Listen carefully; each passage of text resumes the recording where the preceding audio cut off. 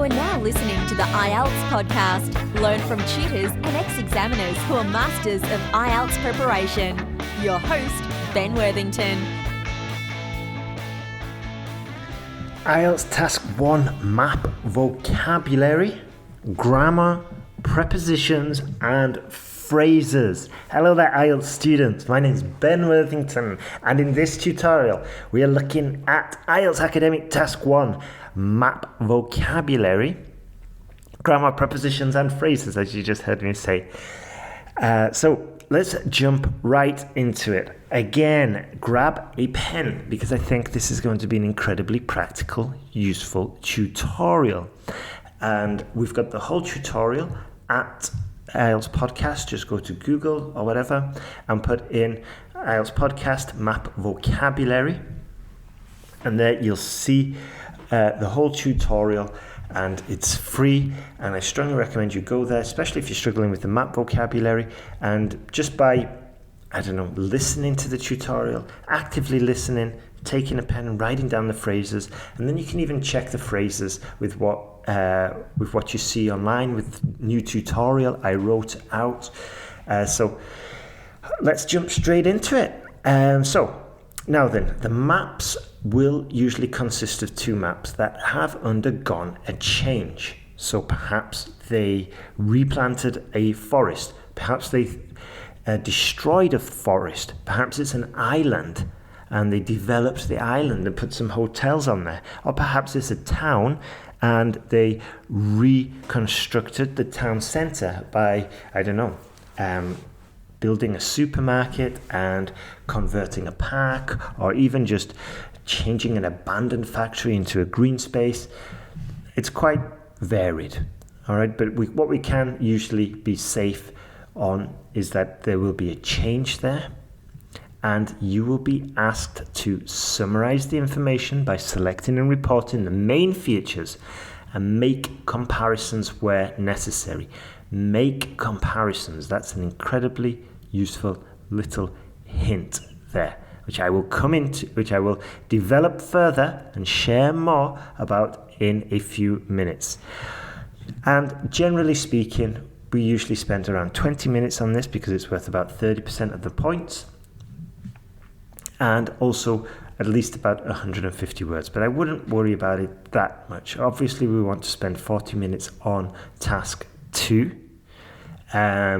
So it's usually the procedure for students to do task 2 first, where they're going to pick up the bulk of the points and then go back to task 1. Now, cardinal directions. If you don't know what cardinal directions are, you're totally excused. There's no problem, because I didn't know that they were called cardinal directions until I started writing this out. Cardinal directions means north, east, south and west. As we say in England, never eat shredded wheat. That's how we remember the order of the compass points. In my upbringing, and especially at Scouts, we just called them the compass points, and this is the first time I've heard them being called the cardinal directions. So anyway, north, east, south and west, those are the 4 main ones. Obviously then we've got the intercardinal directions: northeast, southeast, southwest and northwest. Now, in English we do not need a capital letter for them, okay? And they can also work as adjectives.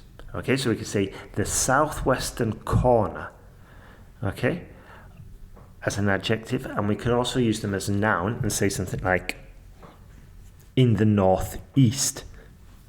In the northeast of England, or in the northwest of England, there is a town famous for producing IELTS tutors. Just joking. By the way, I'm from the northwest of England, and it's not famous for producing IELTS tutors, thank goodness. It's famous for other things, such as sheep and wool production back in the industrial age. Anyway, I might as well just introduce. So if you're not familiar with who I am, my name's Ben Worthington. I'm from England, and I left England, I finished my university course, did 1 year studying in Spain, learning Spanish, struggling with a foreign language. So I've been there, I know how difficult it is. And then I started specializing in teaching students English, eventually focusing on IELTS, because that's where the results are. That's where I could get results for my students. And I loved it. And I wanted to get better at it. So I interviewed all the experts, language experts, linguistic experts, speech therapists. I still do. That's how I keep improving my teaching skills and my online course. And then I put what works into the course. And if it doesn't work, I reject it. I find out if it works or not by testing it on my students. And why did I get into IELTS? Because I was struggling when I started teaching it. I was struggling. The agree-disagree question drove me crazy. And if I wanted to describe a map, there was nobody really doing it or giving tutorials telling me how to describe a map with a viewpoint on scoring high for the IELTS exam, with a viewpoint of including the 4 criteria: lexical resource, task response, and all the task achievement and all of that. So that's what we're going to do today. So as we just mentioned, learning the cardinal directions, never eat shredded wheat, north, east, south, west, is going to be incredibly useful, especially the intercardinal directions. But we also need our prepositions of place. Now, I was going to write something about this, but I searched online and I saw over 18 million articles already on this. And this is also one of the first things we learn when we learn English or any language, so there's no point going into it. However, I just could not resist sharing some beautiful prepositions of place, which will definitely you won't find among those 18 million articles because they're a little bit more advanced, and these ones will just help you with the increasing your score, especially if you're going for like a band 9, band 8. Okay, so we've got the first one, perpendicular to. That just means at right angles to. The main road is perpendicular to the train station. Okay, you drop that in there and we are scoring high. Another one which I really liked, clockwise. Following the rotating, this basically means to follow the rotating direction of the clock hands. So we could use it when we're describing the map in a way such as moving in a clockwise direction from the hospital, we can see the new car park. And the examiner immediately knows now to move sort of like to the left and probably upwards a little bit from the hospital, and they'll find the new car park. So there's quite a sophisticated little phrase there that we can drop in and would definitely help us. And then we've got along, which isn't the most sophisticated, but as you probably know, when I make lists, I like them to be in 3s and 5s. And along isn't the worst one, but we can say along the roadside, we can see new retail area and more office developments. So perpendicular to, clockwise, and along. Write them down, try and integrate them into your next IELTS Task 1 map description task. Verbs. What verbs are we going to use for describing a map? Well, as you know, at the beginning, we know that more often than not, we have 2 maps and there has been a change. So if the map, wherever the map is, if it's a town centre, a landscape or an island, then we're definitely going to have to use these verbs, which are build, okay, construct. A new road was constructed next to the town. Extend, it's very useful. The main road into town was extended by 20 meters. Expand, the car park was expanded to accommodate an extra 50 cars. Span, the bridge spans the width of the river. Span is a very useful one, and again it's a little bit higher level. You're less likely to see that in band 7s and band 6s possibly in band 8 and 9 where it is appropriate. Remove. The developers removed the old post box near the retail area. Now, you also, especially if you're going for the higher band level, the band scores, the higher band scores, we want to be familiar with length, width, depth, and height for describing the area. So we can use nouns, length, width, depth, and height, and the adjectives long, wide, deep, and height to talk about area and size. So I'll give you some examples. The width of the car park is over 100 meters. The length of the pond is probably just under 20 meters. The height of the building is almost 70 meters. Now, hopefully you picked up on two things there. That firstly, to be able to use these, the width, length, and height, and depth, and whatnot, we need to be paying attention to the scale on the map. So we might be using kilometers, we might be using meters, might be even using yards or acres. So just be aware, this is an important tip. Pay attention to the scale on the map. Very, very important indeed. Now, also the second thing that hopefully you may have picked up on is it's like the fancy sentences, we call them. This is from the online course, that if you are interested in going for a band 7 or above, then these phrases will help you. Just over, just under, almost double that of the previous year.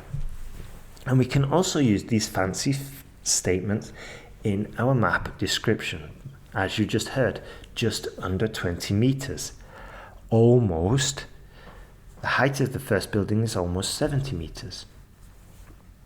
So the next time you describe a map, look for opportunities to use those little fancy phrases and just upgrade your writing a little bit. It's only one small component, but every little helps with stacking the deck, okay? So it's not going to take you to a band 9, obviously. However, you do that little feature in your writing, and then you're also in the earlier sentence before that, you correctly used and accurately used a verb to describe the change, such as construct or extend or expand. And then before that, you used clockwise as your preposition of place. And now you're slowly building up the case for a high scoring essay. And again, what I'm going to give you now is a list of vocabulary for a city or town. And again, on their own, they won't get you to a band 7, 8, or 9. However, if you use it in conjunction with the high scoring, with the accurate descriptions of the length and the width, with the fancy sentence of just and under, with the accurate use of the verbs and then the prepositions, it's all one by one building a stronger case for your band 7. So let's quickly go through the vocabulary. Now, if you can use this vocabulary instead of saying the part next to the road, for example, or saying the big area in front of the supermarket, if you can use more specific vocabulary, then you are on to getting a high scoring grade, assuming everything else is under control. Okay, assuming that you are communicating it clearly and accurately, i.e. no grammar mistakes and with clear, concise sentences. Let's go. So community greens. This is a shared open green space in a residential neighborhood. Green belt. Okay, that does not mean a belt holding up your trousers, and that's green. A green belt means a policy used in urban planning.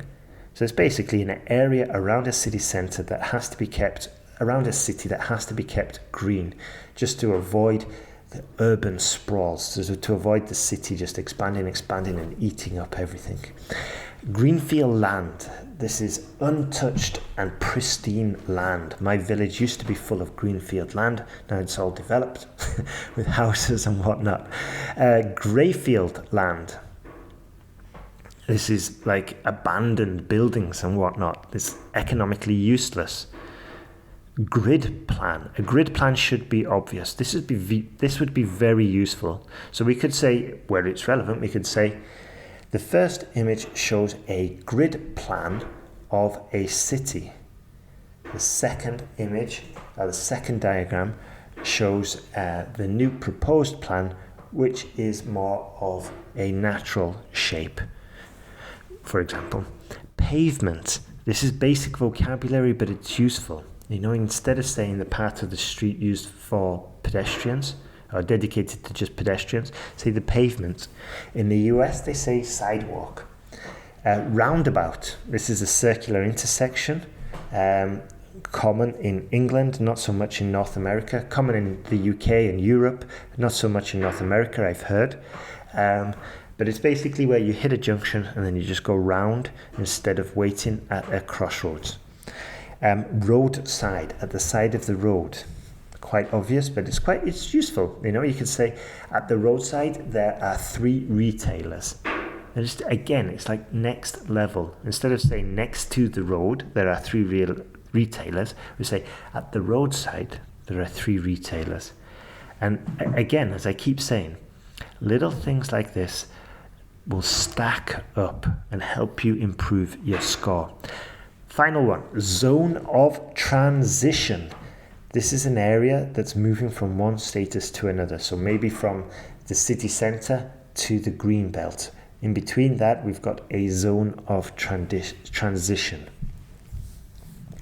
Now, before we go into useful grammar phrases, let me just share some possible landscape vocabulary that you could use. Because as we said, you're probably either going to get a town or city sort of like redevelopment map or a village or something like that, some construction, or maybe a landscape one where it's an island or just a more rural area, in which the following vocabulary is going to help you. So we have a bay, which is a small sea. We have an archipelago. I can't remember how to pronounce that. Oh my word, archipelago, I think. We have, which is basically a group of islands.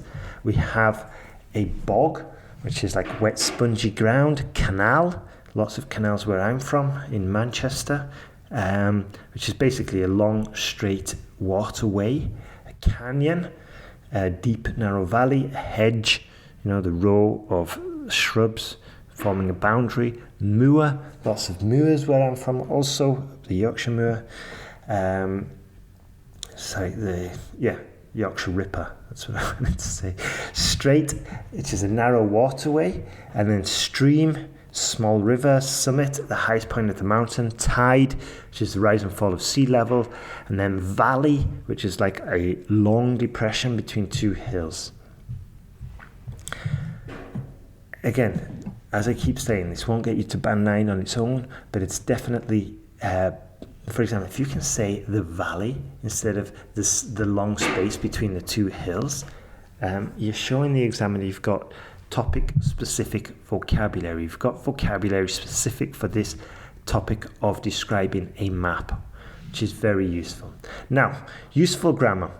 It's definitely going to be useful to use the present passive. So we can say, overall, there are significant changes that can be found in the island, probably better say on the island, particularly the new accommodation facilities. Overall, there are significant changes that can be found on the island, particularly the new accommodation facilities. Now, future passive will be useful, especially if there's like a proposal for a new development. So we've got the current map and then a proposal of the changes. Okay, so in this case we're going to say overall the resort will be built on the island and will include a hotel, a reception, houses, an artificial lake, and a pier. So this is exceptionally useful where there's a proposed change in the second map. Now, if there is two maps in front of you and they show a change that has already been implemented, then we're going to use the perfect passive, and we'll say something like, overall, the island has been transformed into a new resort, which includes a hotel, reception, houses, and so on. So we have the present passive, the future passive, and the perfect passive. And just get familiar before you jump into your writing which ones you're going to be using. And just double check, like we're going to double check the scale on the map to see if we're going to be talking in kilometers or meters or yards or feet or whatever. We're going to double, triple check that. And we're also just going to check the time frame, exactly like we do with task 1 academic, with all the other tasks. The units of measurements and the time frames are incredibly important. Now, to finish off, I'm just going to give you some example sentences. So we have, on the western side. On the western side of the lake, there are no longer any greyfield sites or wasteland. In the northwestern corner of the rubric, we can see the tallest of the 3 buildings. In the centre, quite straightforward, in the centre of the island there is a new hotel. To the east of the first car park, we can see 3 new buildings. Significant is a very useful adjective. There were significant developments in the second map. Now, learning those sentences on their own won't get you to Band 9, surprisingly. However, as I've been saying, it's improving, first working on your vocabulary, and then we work on your grammar, and then we work on your prepositions or your cohesion in your essay. And slowly mastering each little component makes it incredibly easier. And this is why we're able to consistently get results for our students. We break it up into the smallest components, we master them, and then we see a rapid improvement.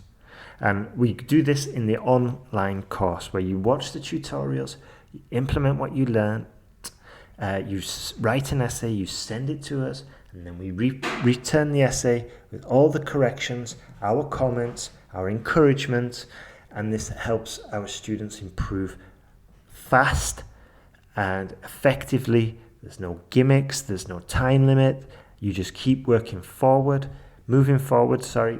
and getting the feedback, getting the encouragement, and watching more tutorials, implementing what you've learnt in the tutorials, the exam skills basically, and then get feedback on your language skills and on whether you've used the exam skills correctly that we taught.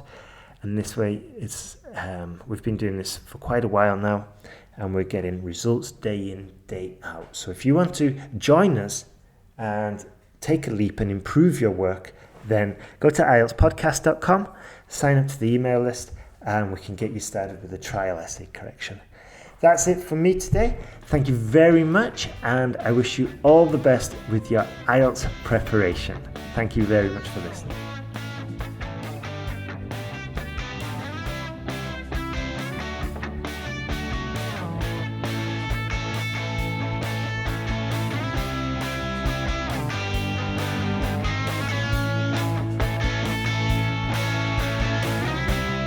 Thanks for listening to IELTSpodcast.com.